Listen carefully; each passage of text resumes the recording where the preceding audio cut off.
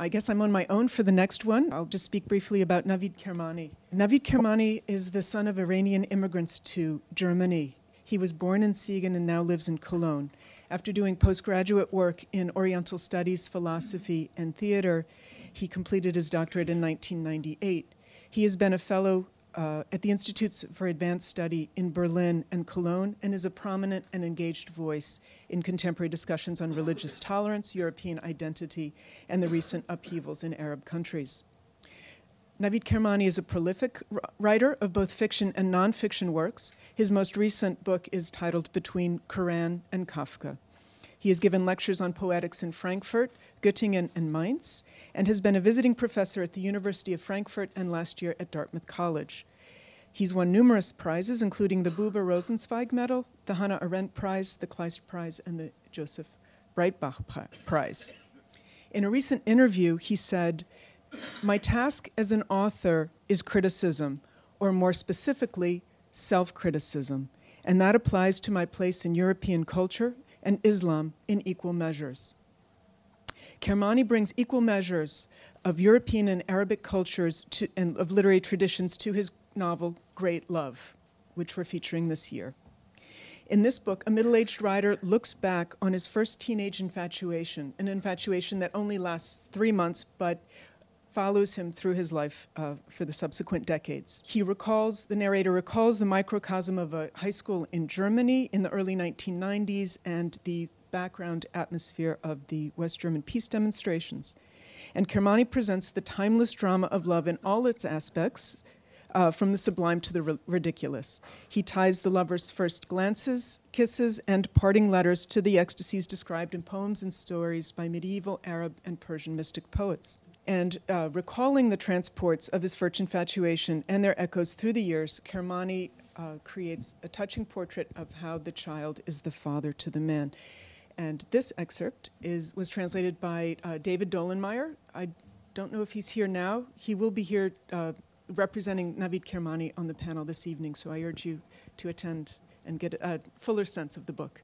As superficial as the boy's love must seem to any outside observer, as brief as it was, as restrained as was his actual struggle, she simply didn't get in touch with him, and his attempts to win her back after a single afternoon spent under her window amounted only to keeping an eye out for beauty in the bars long after she had moved to the city. As little as was at stake compared to a family he would destroy, and in particular, as paltry as his sexual ecstasy seems to have been, not even to mention hers, my dictum still stands. This was the love of his life. I can't remember exactly what day it was when the two of them were eating ice cream, as they did every day, on the plaza in front of the station where a fountain defied the gray utilitarianism of the surrounding buildings. There were also a few trees, and 2 or 3 yards from them, grown-ups were playing chess with giant pieces that came up to their knees. Without announcing it, without thinking about it, the boy leaned over to Beauty and licked the bicolor ice cream off her upper and lower lip. Although his eyes were closed, he saw with his heart, that she liked the contact of their mouths, sweetened with a taste of strawberries and vanilla. Seen from outside, from the chess squares, for instance, or even more from the street where cars were stuck in traffic, like every afternoon, as if gathered there to demonstrate the need to build that expressway, from any other point on earth, they were nothing but 2 somewhat oddly dressed youngsters sitting on an everyday park bench and kissing. The only thing that differentiated this kiss a little from the hundreds and thousands of kisses that lovers exchanged every day, even in their staunchly Protestant town, the only thing that is, besides the gap in her teeth that made every kiss of hers special, was nothing more than the bicolor ice cream. The two of them, however, the 2 lovers, tasted in the strawberries and vanilla all the sweetness that God promises his creatures. And not only did the park bench feel like everything around it was only created so that they could sit here now, in that moment, they really did constitute the center of the universe. If what the Sufis say is true, that the universe is beholden to lovers and not lovers to the universe.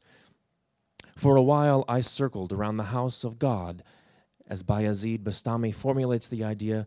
When I reached God, I noticed that his house had circled me. For children who hurt themselves or lose themselves in a game, nothing else exists but that pain or that game. In the same way, the two of them savored every molecule of ice cream. But unlike children, they were aware of what existed at the same time. They did not lose themselves, but perceived everything. The chess players, the fountain, the sounds of traffic, perceived all these phenomena without having to grant them any significance whatsoever.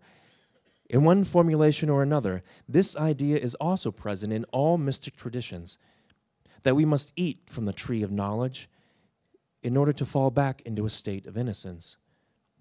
It is not the case, however, that pure experience and absolute consciousness come together only in the enlightened or only in the brief moments of profane enlightenment. In our first youthful falling in love, we don't become children. We are still half children, and yet we already taste two kinds of knowledge.